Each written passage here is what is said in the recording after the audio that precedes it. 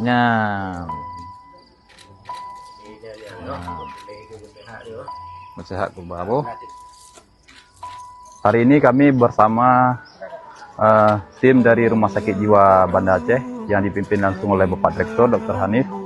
Jadi kita program Aceh Bebas Pasung, khususnya Aceh Barat itu ada 6 orang pasien ODGJ yang dipasung.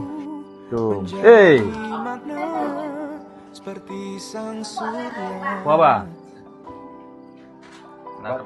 Bergalak kurba, dia juga kan boleh throw. Ada boleh throw. Muda sebelum tua, sehat sebelum sakit, kaya sebelum miskin,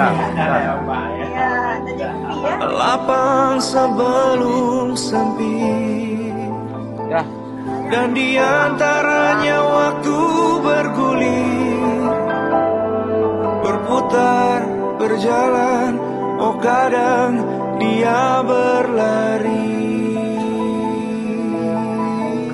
Aneh. Ah. Dua.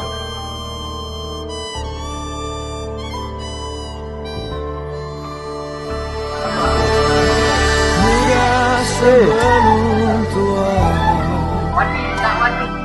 sehat sebelum sakit. Hari ini semuanya kita jemput ke rumah, semuanya kita bawa ke Banda Aceh untuk dirujuk, dirawat di sana. Karena keinginan kita, harapan kita tidak ada lagi masyarakat yang ODGJ ini yang dipasung di Aceh Barat.